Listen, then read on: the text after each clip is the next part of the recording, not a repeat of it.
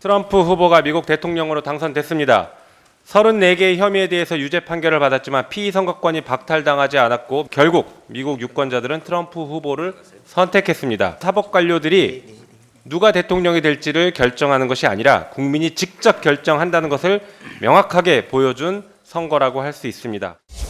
이번에 뭐 미국에서도 트럼프 대통령이 당선되지 않았습니까? 굉장히 많은 사법적인 문제가 있었지만 연방 대법원의 기본적 입장은 딱 한마디로 요약한다고 하면 미국 국민들의 선택권을 갖다가 그런 걸로 박탈할 수는 없다라고 하는 겁니다. 국민 주권주의가 최우선 아니겠습니까?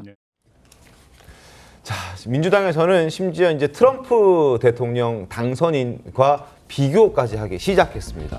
김용민 의원, 트럼프 당선인 34개 혐의 유죄에도 출마했고 당선되지 않았느냐라고 얘기를 하면서 이재명 대표도 충분히 출마할 수 있는 기회를 제공해줘야 한다. 이건 국민에게 기회를 앗아가는 것이다. 빼앗아가는 것이다. 이건 대통령이 되고 말고 어떤 그 선거에 나가고 말고는 사법부가 판단할 일이 아니다. 국민들이 판단해야 될 일이다라고 주장을 하고 있습니다. 여기에 대해서 한마디씩 들어보죠. 장동혁 의원이 어떻습니까? 우선 어느 사건도 대법원까지 확정되지 않는다면 충분히 출마하실 수 있죠. 저렇게 지금 말씀하시는 것은 공직선거법 위반 사건에서 중한형이 선고가 됐기 때문에 민주당 내부에서도 여러 흔들림이 있을 것이고 또 최민희 의원님 같은 경우는 그래서 매우 과격한 말씀을 하시지 않았습니까? 그래서 이재명 대표가 지금 대선으로 쭉 가야 되는 데 있어서 이런 사법 리스크들이 현실적으로 문제가 되고 현실화되면서 당내 여러 움직임이나 또 당내 흔들림이나 분열이나 이런 것들을 막고 어쨌든 이재명 대표 단일 대우로 대선까지 쭉 가자 이런 말씀이신 것 같은데 국민들이 선택하는 문제가 맞죠.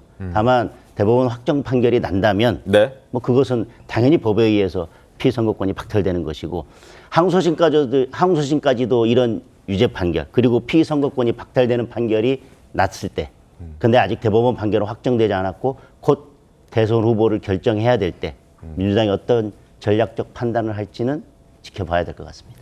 강성필 평론가님, 일단 민주당 내에서도 친명계가 아닌 비명계에서는 저렇게 주장할 거면 미국 가서 대선 출마할 것이지 왜 한국에서 대선 출마하느냐 이런 목소리도 나온다고 하던데 어떻습니까? 네, 저는 이제 김용민 의원도 어차피 법률가이기 때문에 본인도 아실 거라고 생각을 하고 이제 이런 걸 말씀하시는 것 같아요. 그러니까 총선 전에도 사실 이재명 대표의 사법 리스크가 하루 이틀 일이 아니잖아요. 그럼에도 불구하고 국민들의 선택을 많이 받았고 또 이 이재명 대표가 사실 대장동, 백현동, 성남FC 이런 큰 수백억, 수천억 대의 어떤 비위 사건에서 본인이 돈을 받았다거나 그런 일이 있었으면 모르지만 이게 밝혀지지 않고 시간이 좀 오래 걸리니까 조금 새 길로 빼가지고 누구를 알았냐 몰랐냐 이런 문제를 가지고 유력한 야당의 대선 후보를 다음 대선에 못 나가게 하는 것이 과연 국민들도 동의할 것이냐에 대한 것을 저는 우회적으로 표현한 것이고 사실 이제 저희의 법치와 미국의 법치가 다르기 때문에 저는 개인적으로는 그런 선상에서 해석을 하고 있습니다. 알겠습니다.